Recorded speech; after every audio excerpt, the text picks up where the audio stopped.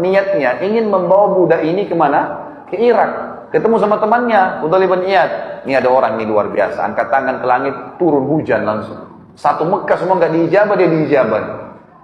Di tengah jalan, dalam perjalanan, Abdullah bin Barak tidak ngomong apa-apa. Ini budaknya tanya, wahai Tuan, maaf bisa saya tahu kita mau kemana? Gitu ya. Maka Abdullah bin Barak bilang, mulai sekarang jangan kau panggil saya Tuan, karena kau Tuan saya. Kata budak itu, kenapa anda bilang begitu? Abdullah bin Barak di sini mengakui kekeliruan kecilnya. Dia bilang, saya menceritakan kepada dia, ya, dan saya menyesal kenapa saya ceritakan. Dia bilang, saya mengatakan tadi waktu lagi sholat istisqa di Masjid Haram, saya ikut sholat dan saya melihat tidak ada tanda-tanda diterimanya sholat kami. Dan saya melihat anda masuk pada saat itu di masjid, saya lihat anda sholat dan saya tahu anda berdoa kepada Allah, dan saya yakin hujan turun karena doa anda. Budak ini waktu dengar kalimat tersebut mengatakan, apakah anda melihat itu Tuan? Dia bilang iya. Kata budak ini apa?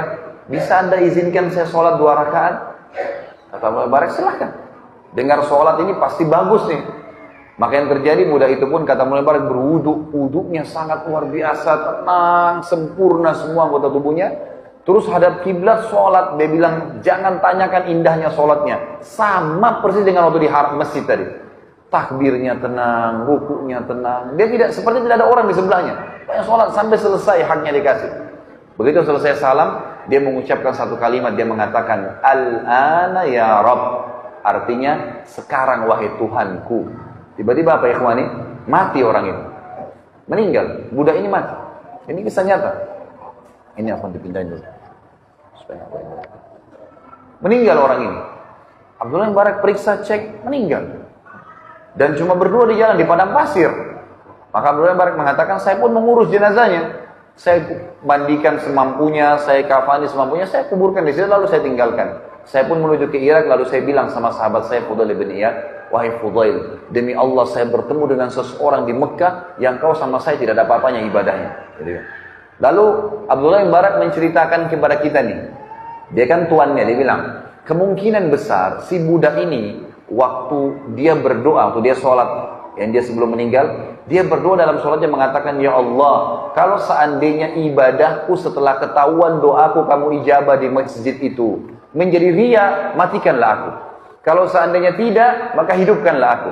Makanya dia bilang, Al-ana ya Rabb, sekarang hai Tuhanku, lalu Allah matikan. Dia karena takut riya, maka dia berdoa seperti itu. Tapi saksi bahasa Tuhan, tidak menunggu kaya raya untuk sedekah, setengah gaji dikeluarin. Dan kalau antum berikan Allah, berikan yang terbaik. Coba, saya mau tes. Jujur tapi ya. Hah? Kalau celengan masjid lewat, antum punya 1000 baru, 1000 tua, yang mana dimasukin? Hah? Senyum-senyum aja nih, gak ada yang nyaut. Banyak orang tidak memahami poin ini. Yang dimasukin 1000 tua. Bahkan kadang-kadang tidak malu, subhanallah, dikorek kantongnya cari koin yang paling kecil. Celengannya juga seng, bunyi, teng gitu. Subhanallah. 1000 tua yang antum taruh ini, minta sama Allah apa? Kesehatan, kekuatan, keturunan, selamat dari neraka, masuk dalam surga, rewel. Dengan 1000 tua. Bagaimana bisa? 1000 baru masukkan. 1000 tua pakai belanja di luar sana. Karena itu harta antum yang sebenarnya itu. Kata Nabi SAW dalam hadis Bukhari Muslim, hartamu yang sebenarnya, yang kau infakkan di jalan Allah. Karena itu Allah akan pelihara itu. Dalam hadis Bukhari yang dikatakan, Allah memelihara sedekah seseorang di antara kalian seperti menanam sebuah pohon di sebelah arsy-Nya. Gitu kan? Sehingga menjadi tumbuh menjadi pohon yang besar dan memiliki ranting-ranting dan buah yang banyak. Nanti kita akan panen pahala yang besar. Yang hartamu yang bukan sebenarnya yang kau habiskan untuk makanan, minuman, dan pakaianmu. Itu hadis sahih. Jadi banyak manusia yang nggak sadar nih. Kalau antum lihat orang fakir miskin ikhwani, dan mereka lewat, ya, beda pahalanya. Kalau kita sebelum diminta sudah memberi, dengan kalau diminta baru kita beri, beda pahalanya orang sebelum tidur niat sholat malam, dengan orang kebetulan bangun mau sholat malam. Sama-sama dapat pahala tapi beda. Punya nilai plus. Perlu difahamin poin ini. Ini penting sekali, ikhwan. Berikan yang terbaik untuk Allah Subhanahu wa taala. Kita lagi buka dompet, ada orang fakir miskin lewat, ada 5.000, ada 50.000, ada 100.000. Yang mana syaitan bisikin supaya antum kasih? 5.000. Itu pun 5.000 dikatakan masih besar. Coba cari di kantong kamu, mungkin ada 1.000 yang kelipat. Ambil 100.000 keluarin, kasih fakir miskin. Itu kata kuncinya. Ikhwani, hadir majlis ilmu seperti ini tujuannya mengubah keadaan. Ini bukan testimoni, tes hadir atau seremoni ngeramaikan, bukan. Antum keluar di sana berubah, praktekin ilmu. Ini bukan cuma dongeng kita duduk di sini di masjid cerita-cerita kosong, enggak. Semua kisah nyata yang saya sampaikan, ikhwani, masukkan dalam hati, praktekin. Harus begitu. Baru bisa tuh, ilmu itu tidak bisa cuma sekedar dicatat, cuma sekedar oh ya, dengar bagus ya kisahnya, enggak. Antum buat apa dengan ilmu itu? Karena kisah-kisah ini ternukil kepada kita, ikhwani, Allah SWT jaga supaya kita contohi, supaya kita praktekin. Mulai sekarang sedekah yang terbaik, keluarkan. Jangan tunggu kaya raya. Kalau orang kaya cuma keluarin, subhanallah, kadang-kadang saya tegur jemaah saya di Jakarta. Di lampu merah Jakarta biasa ada orang minta tuh. Ada fakir miskin susah, bajunya sudah rusak, kesian kotor, ya Allah, sudah luar biasa. Itu mobilnya mewah. Begitu ketok-ketok kaca, dibuka sedikit kacanya. Dikeluarin jarinya, yang keluar koin 500 rupiah. La ilaha illallah. Mobil mewah, cerminnya lagi ditutup, sudah dibuka, gak mau lihat orang susah itu. Buka cermin antum tuh, ambil uang 5.000, 10.000, kasih ke tangannya dia. Kalau sesama jenis, salaman sama dia, ya kawan. Jangan sampai masukkan dalam hati. Siapa dalam kesombongan, siapa dalam hatinya ada sifat sombong seperti biji sawi, tidak akan cium bau surga. Kata Nabi SAW dalam hadis Bukhari yang lain, innama turzaquna li fuqaraikum. Kalian dikasih rezeki justru karena orang-orang susah kalian tuh. Mereka-mereka itu. Ibnu Abbas kalau nggak mendapatkan, ada yang datang minta-minta ke rumahnya, beliau keluar radhiyallahu anhu cari orang lalu dikasih. Gak ada orang yang gemar bersedekah itu kemudian miskin, gak ada. Saya menceritakan ayah saya pribadi di kota Makassar. Semoga Allah menjaga beliau sekarang masih hidup, alhamdulillah. Dan beliau tidak hadir. Dan ini bukan masalah riya, tapi saya mengambil pelajaran. Ayah saya punya satu tradisi, ikhwani, yang saya terharu betul, luar biasa ya. Di kota Makassar, dari sudah lama ini, sudah hitungan tahunan. Saya sudah tidak tahu berapa puluh tahun dijalankan oleh beliau. Umurnya sekarang sudah 80 tahunan gitu. Beliau selalu setiap pagi, habis sholat duha, jam 8:30, jam 9 keluar. Kadang-kadang beliau bawa mobil sendiri atau memang ada yang temanin, ada sekretarisnya yang temanin gitu, dari yayasan di Makassar. Itu subhanallah beliau keliling satu kota Makassar tuh. Ada tempat-tempat tertentu yang didatangi oleh beliau itu orang-orang kusta. Banyak sekali jumlahnya. Di tempat mereka kumpul. Lalu ayah saya datang dan yang dikeluarkan selalu diminta dari bank uang-uang yang baru. Memang tidak besar, uang 2.000, uang 5.000, uang 10.000, uang 20.000, tapi uang baru. Kemudian ayah saya punya satu hal yang sering beliau lakukan, itu beliau selalu taruh minyak wangi di tangannya, pakai minyak wangi jadi wangi. Jadi uang ini kalau disentuh jadi wangi gitu. Dikasih ke orang-orang fakir miskin ini. Saya sampai syuting gitu. Setiap dikasih dalam bahasa-bahasa Makassar biasa disebutkan gitu kan. Dia berdoa, semoga nanti Pak Haji dipanjangin umurnya, semoga nanti banyak rezekinya, selalu. Kalau saya hitung ikhwani, kalau saya hitung pribadi ya, itu beliau keluarkan satu hari bisa tidak kurang dari 700 sampai 1 juta rupiah. Itu selalu dikurangin. Padahal keadaan ekonomi bukan seorang miliarder, bukan. Tapi subhanallah sampai sekarang, saudara-saudaranya beliau, paman-paman kandung saya sendiri, itu yang dulunya kaya raya sekarang malah jatuh semua. Ayah saya yang tidak punya kerjaan, beliau dulu di pesantren di Makassar gitu kan. Itu subhanallah malah terus tidak pernah berhenti rezekinya. Sedekahnya terus berjalan tuh. Kenapa?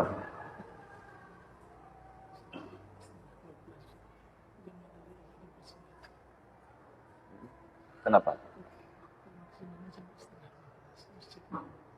Oh gitu.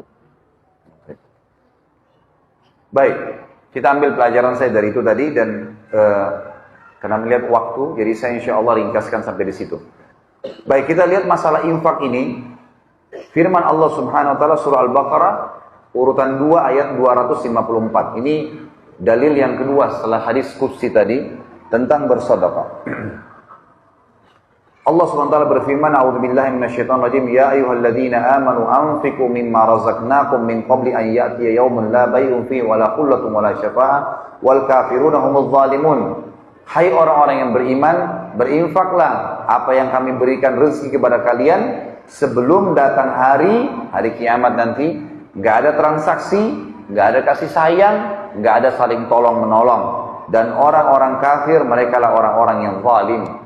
Jadi kalau bahasa saya pribadi, ikhwani, kalau misal kita meninggal dunia dan memiliki rekening yang banyak uangnya, sementara kita masih jarang bersedekah, pastikan antum akan menyesal. Kenapa nggak disodokahkan? Maka sodokahkan, maka akan batang hasil yang luar biasa.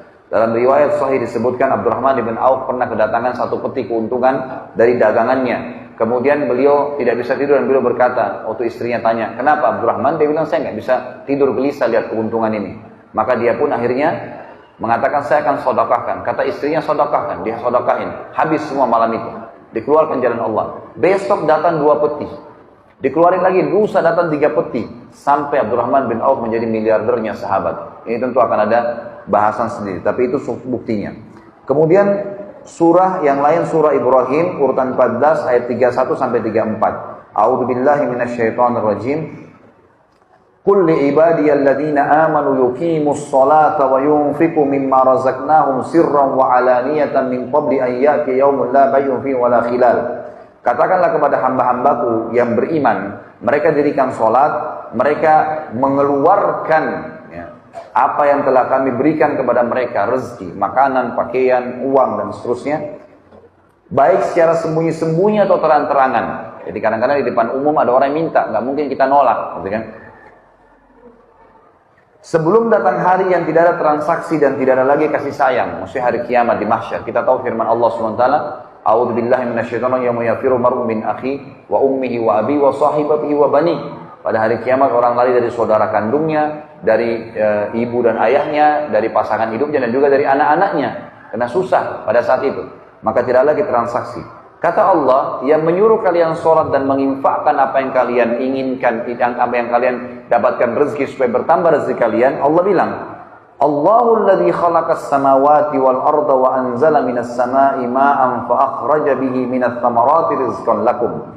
Allah lah yang telah menciptakan langit dan bumi dan juga menurunkan dari langit air, kemudian mengeluarkan dengan air itu buah-buahan sebagai rezeki buat kalian. Itu yang menyuruh kalian dirikan sholat dan mengeluarkan infak di jalannya.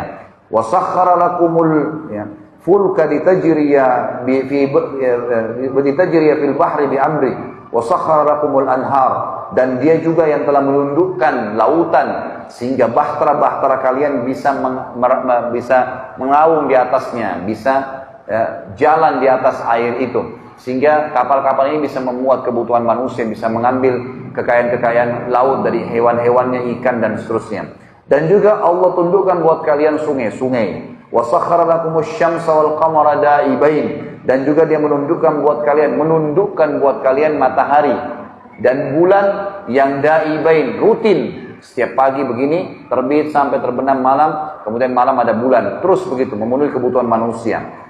Wa sakhkhara lakumul laila wan nahar, dan dia juga telah menundukkan buat kalian malam dan siang. Wa ataakum min kulli ma sa'altumuh, dan dia memberikan kepada kalian semua yang kalian minta. Wa in ta'uddu ni'matallahi la tuhsuha, kalau kalian ingin menghitung nikmat Allah maka kalian tidak akan mampu. Innal insana ladzalumun kafar, sesungguhnya manusia itu zalim terhadap dirinya sendiri. Dia tahu dengan bersyukur, dengan bersedekah bisa bertambah, tapi dia tidak mau. Kafar, suka memungkiri nikmat Allah Subhanahu wa taala. Yang ketiga adalah halalan thayyiban, menikmati yang halal dan meninggalkan yang haram. Halal yang Allah bolehkan, haram yang Allah larang, gitu kan? Jauhi semua. Pokoknya haram sedikit pun jangan sentuh. Syubhat saja tinggalkan, tak perlu. Antum tidak akan mati gara-gara tinggalkan yang haram, tidak. Kadang-kadang orang kena gengsi, restoran ini dikenal namanya. Tapi syubhat, mungkin halal, mungkin tidak apa-apa deh, yang penting saya coba, nggak bisa. Sedikit masuk yang haram bisa berbahaya. Ingat sabda Nabi SAW dalam hadis Bukhari, lahmun nabata min suhtin an-naru awla bihi. Daging yang tumbuh dari hal yang haram, maka neraka lebih pantas baginya. Allah Subhanahu wa taala menyuruh kita menikmati yang halal dan thayyib. Halal yang dibolehkan, halal thayyib ini berkualitas. Jadi termasuk mensyukuri nikmat ikhwani dan akhwati adalah kalau kita punya ada anggur dengan harga 50.000 per kilo dan ada anggur harganya 100.000 per kilo. Antum mampu beli yang 100.000, beli yang 100.000, itu bukan mubazir. Tapi itu termasuk bagian dari syukur nikmat. Termasuk bagian dari syukur nikmat. Kita pengen baju, ada baju harga 50.000, ada baju 100.000. Dan kita mampu beli yang 100.000, beli yang 100.000, nggak apa-apa. Yang penting dalam kaidahnya ulama bilang la ifrat wala tafrit. Ifrat itu terlalu berlebihan dan tafrit terlalu pelit, berada di tengah-tengahnya. Tidak perlu juga kita punya 100 lembar baju. Tidak perlu juga kita punya 10 mobil, tapi boleh dalam Islam menggunakan kendaraan yang mewah, rumah yang bagus, memakan makanan yang berkualitas, itu semua diperintahkan dalam agama. Pernah Abu Hanifah kedatangan seseorang muridnya yang berantakan bajunya, rambutnya juga berantakan, hadir di majelisnya. Abu Hanifah rahimahullah seorang ulama mazhab 4, salah satunya dan terkenal dengan kekayaannya. Beliau pedagang, pemasok terbesar di Irak waktu itu, sutra, kain sutra. Imam Abu Hanifah selesai bubar pengajian, melihat orang itu masih ada, lalu dipanggil. Kata Imam Abu Hanifah rahimahullah, coba kamu ke mihrab, angkat sejadah saya, ambil apa yang dibawa sejadah. Maka orang ini pun datang, mengangkat, ternyata di bawah ada sekitar 500 dirham uang.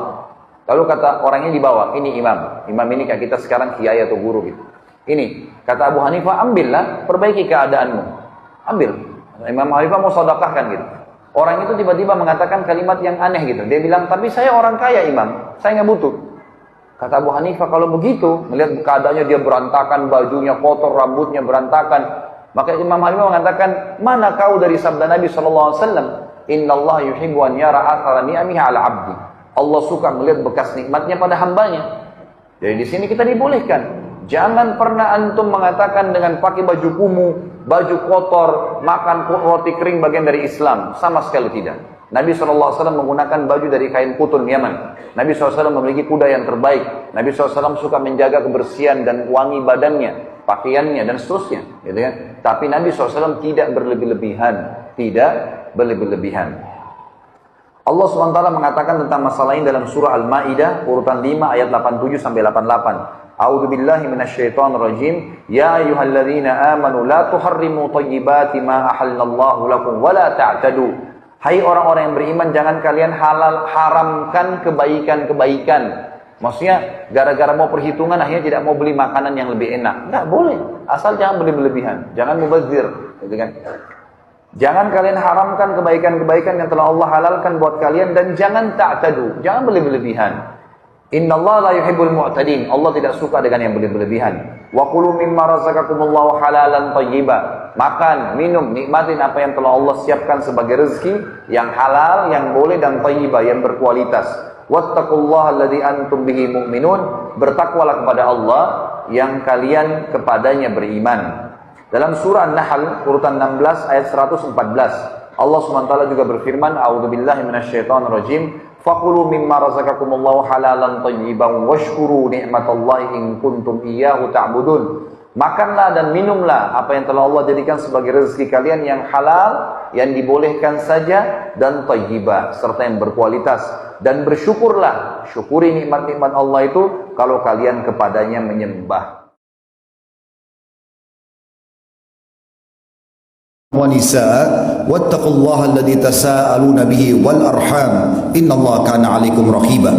Hai sekalian manusia, sekali lagi bertakwalah, hanya patuh dan tunduklah kepada Allah, satu-satunya pencipta segala sesuatunya, yang telah menciptakan kalian dari jiwa yang satu yaitu Adam alaihissalam, dan telah menciptakan dari jiwa yang satu istrinya Hawa alaihissalam, dan telah banyak memberikan keturunan laki-laki dan perempuan dari keduanya. Sekali lagi bertakwalah kepada Allah, patuhlah hanya kepada Allah, dan ucapkan kalimat yang benar, dan jagalah hubungan silaturahim. Sesungguhnya Allah senantiasa mengawasi kalian. Di ayat yang ketiga Allah juga mengingatkan, qala Allah Ta'ala, ya ayyuhalladzina amanu taqullaha wa qulu qawlan sadida yuslih lakum a'malakum wa yaghfir lakum dhunubakum wa may yuti'illaha wa rasulahu faqad faza fawzan 'azima. Hai sekalian orang-orang yang beriman, sekali lagi bertakwalah, hanya patuh dan tunduklah kepada Allah, dan ucapkanlah kalimat yang benar. Niscaya Dia akan memperbaiki amal-amal perbuatan kalian, mengampuni dosa-dosa kalian. Barang siapa yang mentaati Allah dan Rasulnya, maka dia telah mendapatkan kemenangan yang besar. Amma ba'd, fa inna asdaqal hadithi kitabullah. Kita tahu, seluruh umat Islam juga faham bahwasanya rujukan pertama umat Islam dan utama adalah kitabullah Al-Quran. Wa khair hadyu Muhammadin sallallahu alaihi wa sahbihi wasallam. Dan sebaik-baik petunjuk dalam ini kehidupan setiap muslim, terutama dalam ibadah setelah Al-Quran, adalah petunjuk baginda Nabi besar Muhammad sallallahu alaihi wa sahbihi wasallam. Wa syarrul umuri muhdatsatuha, dan seburuk-buruk perbuatan yang tidak punya rujukan wahyu Al-Quran dan sunnah. Fa inna kulla muhdatsin bid'ah, karena ibadah yang tidak punya rujukan dikenal dengan perbuatan dalam agama. Wa nabidatin dhalala, perbuatan itu bisa membawa pelakunya pada keliruan wa dalalah finnar, dan sesungguhnya keliruan akan membawa pelakunya pada kesesatan atau neraka. Saudaraku seiman, apa yang saya bacakan tadi dikenal dengan khutbah hajah. Guru kita dan kiai kita serta panutan semua umat manusia, Nabi besar Muhammad sallallahu alaihi wasallam, tidak pernah melewatkan momen-momen penting, baik itu khutbah Jumat, khutbah 2 hari raya Adha dan Fitri, dan juga momen-momen mengutus pasukan, kecuali beliau selalu membuka ceramahnya, nasihatnya dengan khutbah hajah. 3 ayat penting untuk patuh dan tunduk kepada Allah, dan bagaimana umat Islam berpegang teguh pada Al-Quran dan Sunnah dalam setiap lini kehidupan mereka. Izinkan saya pada kesempatan ini menyampaikan bencana dan hikmahnya. Saudaraku seiman, kita sebagai warga Indonesia, masyarakat Indonesia, dikagetkan dan terlihat depan mata kita, bahkan menjadi informasi dunia. Terjadi tsunami Aceh yang sangat menghebohkan dunia. Terjadi longsor dan juga terjadi beberapa banjir di beberapa daerah yang lain. Kalau yang terbaru mungkin terjadi di Lombok, kemudian Bali, dan sekarang sudah dekat sekali dengan kita di Jakarta ini, daerah Banten. Pertanyaan kecil teman-teman sekalian, apakah kita sebagai seorang muslim tidak coba menggali apa hikmah dari kejadian seperti ini? Apakah kejadian yang memakan korban manusia begitu banyak, kerugian harta, hancurnya bangunan, kendaraan, banyaknya anak-anak yang menjadi yatim, perempuan yang menjadi janda, dan berapa banyak yang harus dikeluarkan lagi anggaran dari pemerintah, sumbangan dari masyarakat untuk membantu saudara-saudara kita di sana. Ini hal-hal yang harus sadar atau kita sadari teman-teman. Kalau seandainya itu hanya sekedar terjadi gelas yang jatuh dari tangan kita, atau mungkin ban motor kita yang kempes atau ban mobil kita, mungkin masih lebih ringan. Tapi tsunami, longsor, banjir, dan depan mata tidak bisa orang melarikan diri pada saat tertimpa itu. Apakah ini bukan sebuah pelajaran? Ini bukan bioskop film yang hanya dibuat dan rekayasa ceritanya. Fenomena alam. Mari kita gali lebih dalam teman-teman sekalian, bagaimana Al-Quran dan Sunnah memberikan gambaran kepada kita tentang fenomena seperti ini. Dalam ayat Al-Quran, Allah subhanahu wa ta'ala menyebutkan banyak sekali bahwasanya Allah tidak akan pernah menghancurkan sebuah negeri, mendatangkan bencana tanpa sebab. Allah subhanahu wa ta'ala akan mendatangkan semua itu justru karena ada sebab-sebab yang harus kita pelajari dan kita renungi. Ayat yang pertama, saudaraku seiman, Allah sebutkan dalam surah Al-Qasas, surah nomor 28 ayat 59. A'udzubillahi minasyaitonir rajim.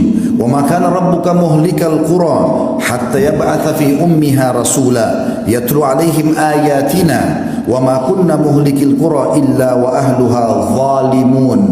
Garis bawahi kalimat terakhir Allah di sini, zalimun. Artinya, dan ketahuilah hai Muhammad, dan beritakan kepada semua orang yang kau jangkau untuk diberitakan dari kalangan manusia, bahwasanya Tuhanmu tidak akan pernah menghancurkan, membinasakan sebuah kota, desa, negeri, sampai ia atau Allah mengutus padanya rasul atau penyampai berita bahwasanya ini haram, ini halal, ini perintah Allah, ini larangannya, yang akan membacakan kepada mereka ayat-ayat kami, dan kami tidak akan pernah menghancurkan sebuah negeri kecuali penduduknya dalam keadaan berbuat zalim. Makna zalim di sini kata ulama tafsir adalah melanggar maksiat dan terus-menerus dalam pelanggaran tersebut. Di dalam ayat lain, surah Al-Hijr, surah nomor 15 ayat 4, Allah pun berfirman, A'udzubillahi minasyaitonir rajim, wa ma ahlakna min qaryatin illa walaha kitabun ma'lum. Ketahuilah, tidak akan pernah kami binasakan satu negeri, datangkan bencana yang merata, kecuali memang telah sampai kepada mereka berita penting dari kami. Juga dalam surah Hud, surah nomor 11 ayat 117, bertubi-tubi Allah ingatkan kalau Allah tidak akan datangkan bencana kecuali karena ada pelanggaran. A'udzubillahi minasyaitonir rajim. Wa ma kana rabbuka liyuhlikal qura bidzulmin wa ahluha muslihun. Beritakan hai Muhammad kepada seluruh manusia yang kau temui, termasuk pengikutmu, Tuhanmu tidak akan pernah membinasakan satu negeri sementara penduduknya berbuat kebaikan. Saudaraku seiman, kalau terjadi bencana, bukankah kebanyakan saudara kita hanya sekedar berpikir bagaimana menyelamatkan dirinya saja? Hanya bagaimana dia sembunyi di bawah tenda, menunggu sesuap makanan, menunggu pakaian-pakaian bekas. Tapi mereka setelah selesai itu semua, datanglah pemerintah kembali memperbaiki infrastruktur yang ada, datanglah sumbangan-sumbangan, mereka kembali ke rumah-rumah mereka dan kembali kepada kebiasaan dan maksiat yang sama. Inilah yang menyebabkan saudaraku seiman terulang dan terulang bencana tersebut. Di dalam sebuah hadis yang perlu kita renungi teman-teman sekalian, disebutkan oleh Ibnu Umar radhiyallahu anhu, dan ini termasuk tanda-tanda hari kiamat.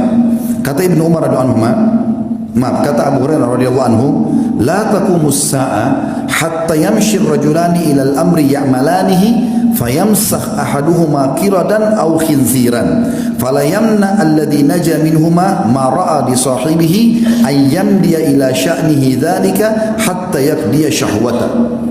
Tidak akan terjadi kiamat, kata Abu Hurairah anhu. Ini penyampaian dari hadis yang diambil dari Nabi SAW. Tidak akan terjadi kiamat sampai dua orang yang bersama-sama jalan ingin menyelesaikan hajatnya, mencurikah, menipukah, berzinakah. Kemudian salah satunya Allah ubah baik menjadi kerah, Allah kutuk, atau menjadi babi. Tetapi uniknya yang satu yang sempat selamat tidak mengambil pelajaran dari yang terjadi pada temannya. Dia malah tetap jalan melanjutkan syahwatnya. Lalu kata Abu Hurairah masih lanjutannya, wa hatta yamshi rajulani ila al-amr ya'malanihi, dan sampai juga terjadi dua orang laki-laki yang berjalan, dua-duanya ingin melampiaskan syahwatnya pada yang haram, zina kah, menipu kah, mencuri kah, atau yang sejenisnya. Fayakhsifu ahaduhuma, lalu salah satunya ditenggelamkan ke dalam bumi oleh Allah. Fala yamna alladhi naja minhuma ma ra'a bi sahibihi ay yamshiya li sya'nihi dzalik. Tetapi sayangnya temannya yang selamat dari tenggelam itu, longsor kah, badai kah, atau tenggelamnya dengan tsunami kah, dia tidak menahan dirinya untuk melampiaskan hajatnya hatta yaqdiya syahwatahu min.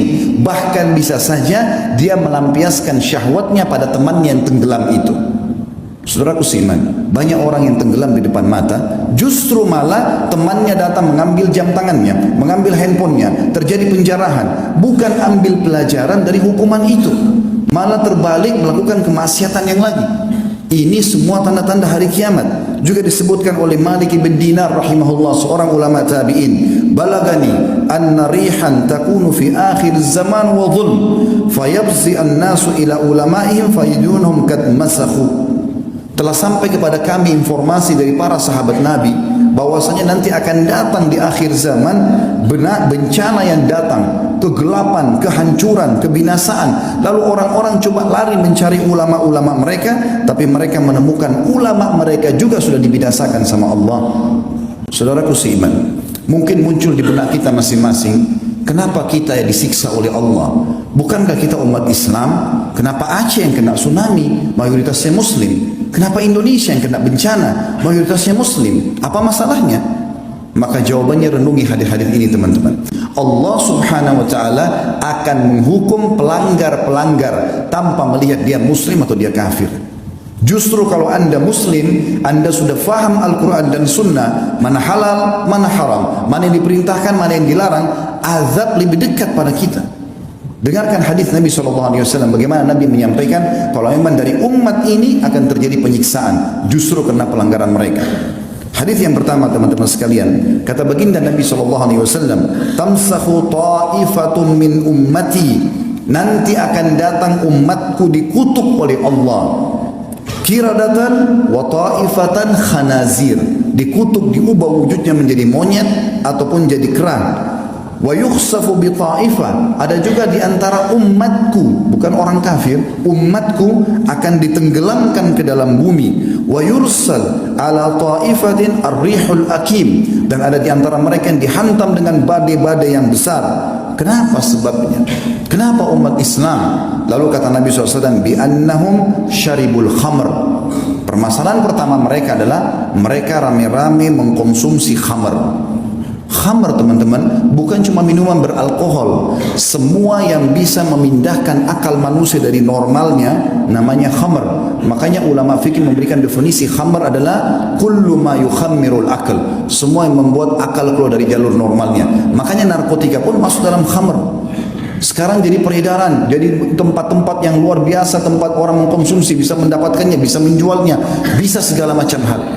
Tersebar khamr, penyebab pertama. Yang kedua, walabisul harir, dan para kaum laki-laki mereka berlumba-lumba menggunakan sutra. Teman-teman sekalian, mohon maaf saya menyampaikan ini. Sutra ini dianggap sebagai pakaian orang kaya, dan kalau sudah kaya seperti tidak pantas kalau tidak pakai sutra. Dengarkan baik-baik saudaraku muslim. Nabi SAW pernah mengangkat benda di tangan kanannya, tepatnya emas. Lalu beliau mengangkat sutra di tangan kirinya sambil mengatakan, inna hadzaini haramun ala dzukuri ummati. Dua benda ini haram bagi laki-laki umatku. Teman-teman sekalian, larangan Nabi SAW jelas. Bahkan kata Nabi SAW, man labisal harira fid dunya lam yalbashu fil akhirah. Siapa di antara kaum laki-laki umatku menggunakan sutra di dunia, dia tidak akan pakai sutra nanti di surga. Pakaian orang di surga adalah sutra. Ini ancaman yang kedua. Yang ketiga, teman-teman, wattakhadul kiyan, dan kemudian mereka sibuk mengurus para penyanyi-penyanyi. Bisa berarti kian penyanyi laki-laki atau kayinat penyanyi-penyanyi perempuan yang sengaja menyebarkan lagu-lagu cinta, pemaksiatan, mengajak pada dosa. Itu yang ketiga. Dan yang keempat, wadarabu bizzufuf, dan mereka bidufuf. Wadarabu bidufuf artinya mereka sibuk menggunakan alat-alat musik. Di dalam hadis yang lain yang mirip serupa dengan ini kata Nabi SAW, ini hadis yang kedua, yakunu fi ummati khasfun wa maskhun wa qadhf. Nanti di umatku ini akan tersebar luas, ada kutukan, ada tenggelam ke bumi, dan ada penghancuran dengan badai. Qalat Aisyah radhiyallahu anha, wa hum yaquluna la ilaha illallah. Wahai Rasulullah, istri Nabi bertanya Ummu Aisyah radhiyallahu anha, wahai Rasulullah, apakah mereka kena semua itu? Bencana, gempa, longsor, badai air sekarang ya, seperti tsunami. Apakah mereka kena sementara mereka mengucapkan la ilaha illallah? Faqala sallallahu alaihi wasallam, maka Nabi SAW menjawab, idza dhaharal kayyinat, kalau sudah tersebar di tengah-tengah umatku ini kayyinat. Apa itu kayyinat? Ibnu Hajar berkata, al-mughanniyat, para wanita yang terbuka auratnya lalu menyanyi di depan para laki-laki. Lalu kata Nabi SAW, wa dhahara zina, tersebar zina. Dan zina ini teman-teman, Allah bilang dalam ayat yang lain, wala taqrabuz zina, jangan dekatin zina. Dan zina sekarang diubah namanya. Kata Nabi SAW, nanti menjelang hari kiamat akan diubah namanya zina dan khamr. Sekarang kita namakan hiburan. Orang ke diskotik, gelap-gelap, maka khamr sangat dekat dengan itu, dan khamr sangat dekat dengan perzinahan. Lalu dibahasakan dengan hiburan. Di sini sudah disebutkan oleh Nabi SAW 1400 tahun yang lalu penyebabnya. Kemudian selanjutnya dikatakan wasyuribatil khamr, dan diminumlah khamr-khamr, walubisal harir, dan kemudian dipakailah sutra-sutra. Kata Nabi SAW, kana dzak inda dzak, kalau itu terjadi pasti terjadi juga pada umatku. Yang ketiga, teman-teman, kata Nabi SAW, idza amilat ummati 15 khaslah, kalau umatku sudah melakukan 15 perkara, halla bihim al-bala, pasti nanti akan merata bala atau cobaan dan bencana pada mereka. Qila ya Rasulullah, wa ma hunna? Para sahabat mengatakan, ya utusan Allah, apa 15 perkara itu? Kata Nabi SAW, idza kana al-magnama dula. Kasus pertama itu adalah kalau pendapatan negara sudah disalahgunakan. Yang kedua, wal amanatu magnama, Dan kalau amanah sudah dijadikan sebagai sumber pendapatan, sudah hilang di benak seorang muslim bagaimana dia bersiap sosial, bagaimana dia membantu saudaranya muslim dengan mengejar pahala, tapi semuanya harus ada pendapatan. Tidak ada namanya membantu dengan cara sosial. Amanah sudah dijadikan sebagai pendapatan. Selanjutnya wazakatu magrama, zakat dijadikan sebagai sumber hutang. Jadi akhirnya zakat yang dia diberikan kepada orang-orang tertentu malah dijadikan utang oleh orang-orang kaya. Selanjutnya wa ata'ar rajul zaujatah, dan suami-suami sudah mulai tunduk dengan para istri-istri mereka, walaupun itu haram tetap dia patuhi istrinya sementara Allah mengharamkannya. Wa aqqa ummah, sampai pada tingkat dia durhaka dengan ibunya. Wa barra sadiqahu, dan juga pada saat itu terjadilah orang-orang sangat setia dengan teman-temannya atau sahabatnya. Wa jafa abah, dan dia cuekin ayahnya. Wartafa'atil aswat fil masajid, mulailah masjid digunakan untuk mengangkat suara-suara selain ibadah kepada Allah. Wa kana zaimul qaum ardzaluhum, juga masuk dalamnya adalah kalau satu kaum sudah dipimpin oleh orang yang terbodoh di antara mereka. Wa akramur rajuli makhafata syarrah, dan muncullah orang-orang yang dihormati justru karena ketakutan saja, bukan karena kualitasnya. Jadi secara kualitas sudah hilang, ini hanya karena ketakutan masyarakat, maka terjadilah kepatuhan. Wa syuribatil khamr, dan diminumlah khamr. Wa lubisatil harir, digunakanlah sutra-sutra. Wa tukhidatil qiyan, dan para penyanyi menjadi idola dan rujukan. Wa la'ana akhir hadil umma awwalaha, lalu umat ini yang di akhir zaman sibuk melaknat dan menyala-nyalakan umat-umat yang pertama, maksudnya para sahabat Nabi. Ya, mungkin kita sudah tahu sama-sama ada sebagian kelompok yang mengaku Islam sengaja menghina-hina para sahabat Nabi ridwanullahi alaihim yang mestinya jadi rujukan. Maka kata Nabi SAW, fayartaqibu inda dzalik, maka pada saat itu mereka akan ditimpa rihan hamra, akan datang pada mereka badai yang membawa kemerahan. Sebagian ulama mengatakan badai pasirnya merah, atau mungkin badai yang mendatangkan kebakaran. Wa khasfan, dan mereka dikutuk. Wa khasfan, itu ditenggelamkan di bumi. Wa maskhan, diubah atau dikutuk. Saudaraku seiman, Allah Subhanahu wa taala mendatangkan peringatan termasuk guntur, petir, apa saja ya yang sering mungkin kita lihat fenomena alam yang manusia tidak bisa melarangnya atau menjangkaunya, gitu kan. Itu semua sebagai peringatan. Ini ayat Al-Quran. Saya dari tadi sebutkan qala Allah, qala Rasul. Allah beriman, Rasulullah bersabda. Perhatikan, ini kekal ditilawkan hari kiamat. Bapak-bapak nanti sebentar kalau bubar Jumat bisa buka surah Isra, surah nomor 17 ayat 59. Allah mengatakan, a'udzubillahi minasyaitonir rajim. Wa ma nursil bil ayati illa takhwifa. Kami tidak pernah datangkan tanda-tanda dari kami kecuali untuk menakut-nakuti supaya mereka takut.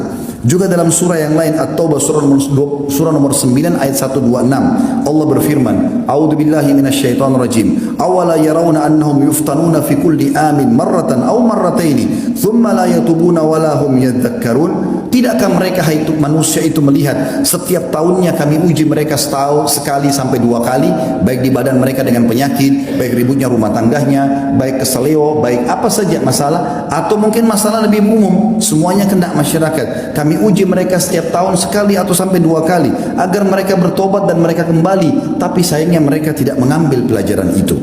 Juga dalam surah Al-An'am surah nomor 6 ayat 43 Allah berfirman, a'udzubillahi minasyaitonir rajim. Falaula idja'ahum ba'suna tadarra'u walakin qasat qulubuhum wa zayyana lahumus syaitanu ma kanu ya'malun. Andai saja pada saat datang peringatan-peringatan dari kami lalu mereka tunduk dan mereka kembali ke jalan kami, itu akan menyelamatkan mereka. Tetapi sayangnya kata Allah, hati mereka keras dan syaitan menghiasi amal-amal mereka terhadap apa yang mereka lakukan itu.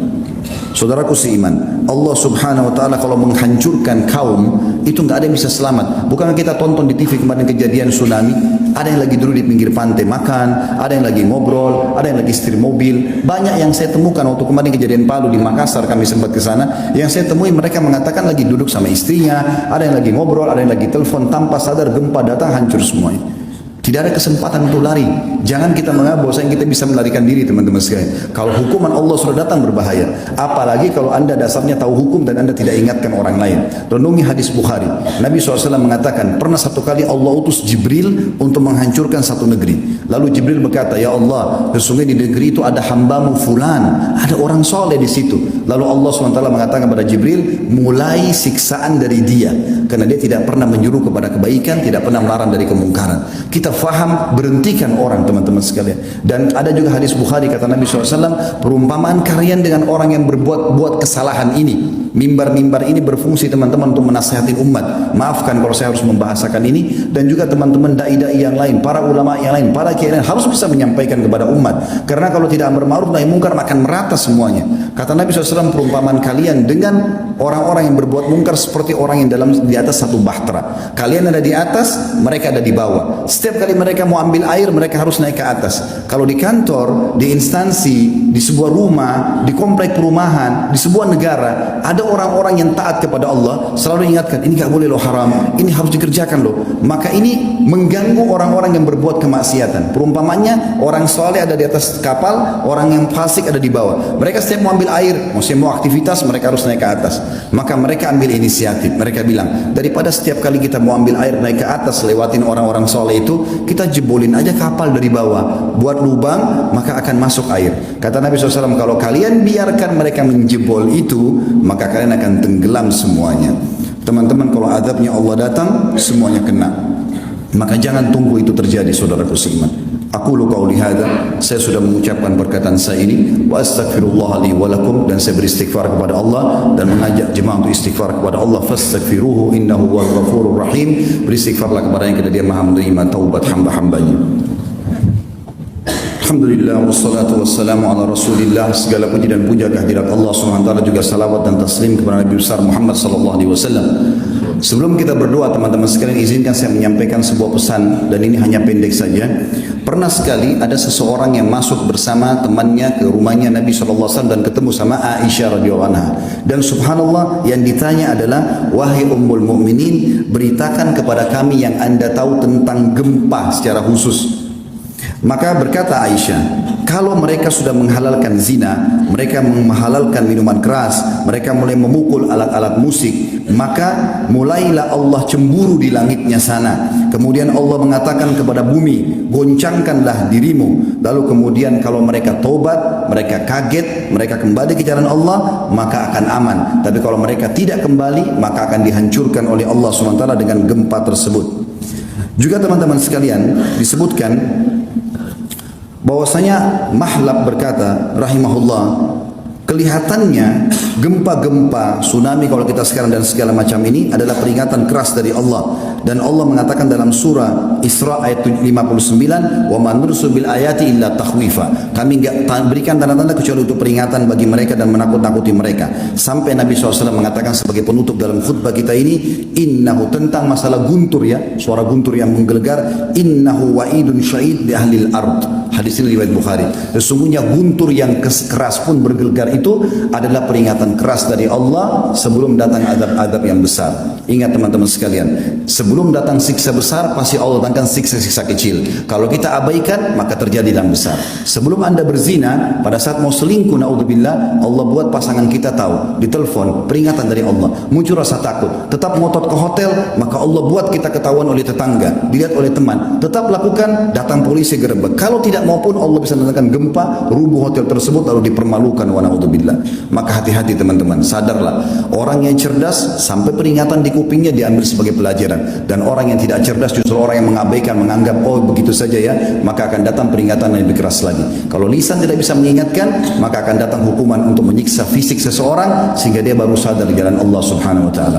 Mari kita hadirkan hadirin fikiran kita, berdoa kepada Allah Subhanahu wa taala, karena ada hadis Nabi SAW tentang hari Jumat, bahwasanya hari ini adalah hari mustajab doa. Ada dua riwayat. Yang pertama adalah hadis riwayat Muslim. Kata Nabi SAW, tidak ada seorang muslim yang berdoa pada saat khatib sedang duduk di khutbah kedua sampai diiqamahkan solat, kecuali akan diijabah oleh Allah. Dan ini waktu mustajab. Makanya semua khatib berdoa di khutbah kedua. Dan yang kedua riwayat An-Nasai, di mana Nabi SAW mengatakan Jumat ada 12 waktu, maksudnya 12 jam dari subuh sampai maghrib.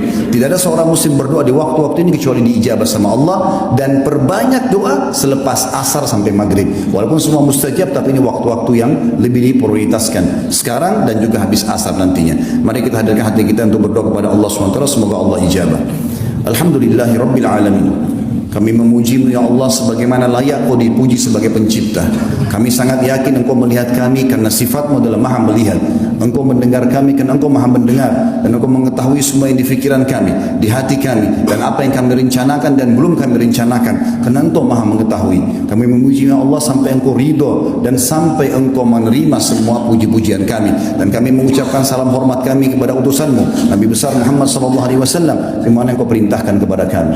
Ya Allah, kami tidak berkumpul di salah satu rumah-Mu ini kecuali karena ingin menjalankan kewajiban yang telah Engkau perintahkan. Maka kami memohon kepada-Mu, terimalah seluruh amal soleh yang pernah kami kerjakan, sunnah ataupun wajib, kami ikhlas ataupun kurang ikhlas yang sedang kami kerjakan dan yang akan kami kerjakan sampai menjelang ajal datang nanti. Ya Allah, semua dosa yang kami pernah lakukan, besar ataupun kecil, sengaja tidak sengaja, samar ataupun nyata, juga kedua orang tua kami, seluruh kerabat kami, maka maafkanlah ya Allah, ampunilah kami dan ampunilah seluruh muslimin dan muslimat, mukminin dan mukminat yang hidup dan juga yang sudah meninggal. Ya Allah, berkahilah negeri kami ini, jadikan negeri Indonesia menjadi negara yang aman, tentram, damai, seluruh umat Islam di bawah naungan ukhuwah Islamiyah. Angkat perselisihan di antara mereka dan kembalikan mereka kepada Al-Quran dan Sunnah. Ya Allah, lunasilah utang negara kami ini, bukalah berkahnya dari seluruh penjuruhnya, dan berikanlah kepada kami pemimpin muslim yang baik, yang adil, kembali kepada Al-Quran dan Sunnah, dan sebarluaskanlah keadilan dan kemakmuran di negeri kami, dan jadikan negeri Indonesia sebagai contoh bagi negara-negara yang lain. Ya Allah, tolonglah saudara kami di Palestina, di Syria, di Yaman, di Irak, di Myanmar, di Cina, dimanapun yang sedang tertindas. Ikhlaskan niat mereka, terima para syuhada mereka, mulakan Islam di tangan mereka dan tangan kami semua, dan juga ikut sertakan kami bersama mereka di pahala, baik dengan doa, dengan harta, juga dengan jiwa kami. Rabbana atina fid dunya hasanah wa fil akhirati hasanah wa qina adzabannar wa adkhilnal jannata ma'al abrar ya jaga sallallahu nabiyana Muhammadin walhamdulillahi rabbil alamin.